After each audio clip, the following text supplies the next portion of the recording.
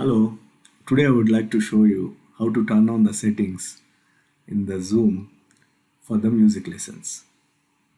We have two versions, people who will be joining through laptop and there are people who are joining through mobile. First I will show you the laptop version. Okay. On the bottom left side there is a mic button. Next to the mic button there is a up arrow. Click on that up arrow.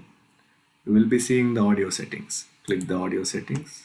Once you click the audio settings, you see the audio profile. Under the audio profile, the third option is original sound for musicians. Select this and leave the echo cancellation as is. It should be checked.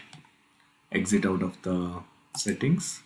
Once you exit out of the settings, on the top left hand side, you will see original sound for musicians, which is turned off. Click that once to turn it on.